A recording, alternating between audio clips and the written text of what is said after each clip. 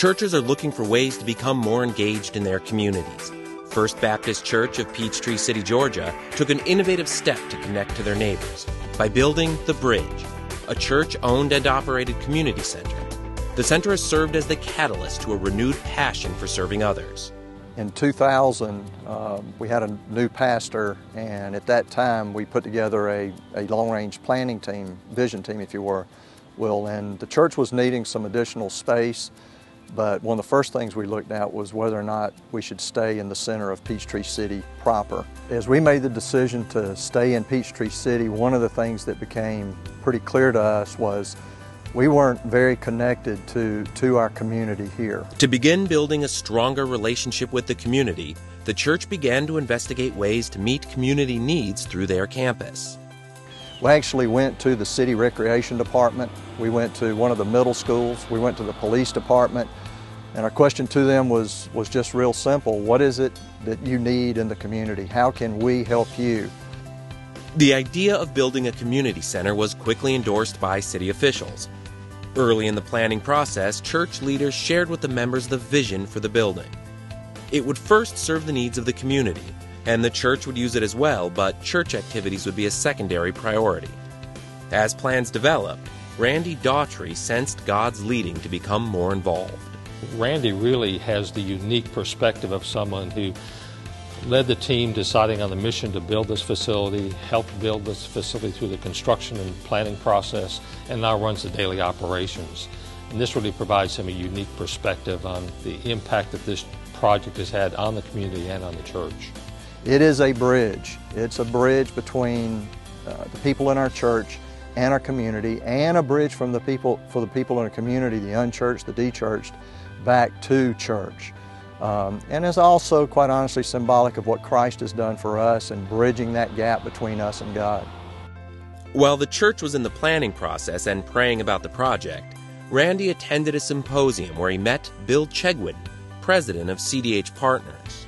When Bill came on site and took a look at our existing facilities, the plan place for the building, immediately he took us to more of a master planning process. Bill slowed us down a little bit and had us take a look at our existing facilities, traffic flow, growth, potential new areas in our building, and helped us put together more of a three-phase master plan to achieve all of that. It's vital that the master plan forge the alignment between the church's mission, their activities, and the facilities. Because of our belief in this concept, we begin every master plan by making sure that we really understand the church's mission and their opportunities to impact their community in a tangible way. We had pretty much maxed out on some of the space that we had, in particularly for Sunday school and connection groups. So we definitely had needs there. We also had some needs for parking that we were trying to meet. This is where it all began. When we started the master plan, we knew we had to renovate the existing worship space. So we began with the renovation of this space, then the children's area, and then some additional parking, and that freed up the site for the new bridge.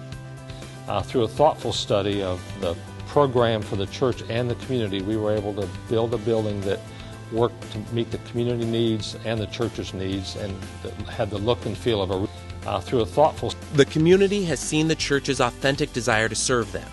The church has developed a strong relationship with the city as an alternate venue for events, and there are a growing number of local citizens who use the bridge.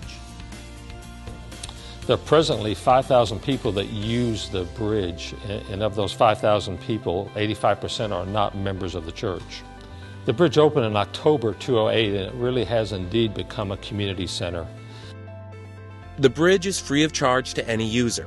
The weekday programs and activities hosted at the community center include a full range of health and fitness activities and senior adult activities. On Sundays, the bridge becomes a venue for a worship service in the multi-purpose room and hosts youth Sunday school in other areas of the building. So it really has succeeded in becoming a community outreach and helping the church focus on reaching their community and impacting them in a very tangible way. Director Randy Daughtry offers his perspective on the goal and purpose of the bridge and how it is now a ministry to their community. We understand that not everyone that comes in the building is going to have that relationship with Christ, we are still going to meet their needs. We are still going to focus on building relationships with them. And hopefully the Lord will come into their lives, they'll see something different here, and they'll want to have that relationship with Him. But if they don't, we're still going to serve them. But Jesus said, hey, look, if you give some folks some water in my name, you're doing it for me. And that's what we're doing here. It really isn't all that complicated.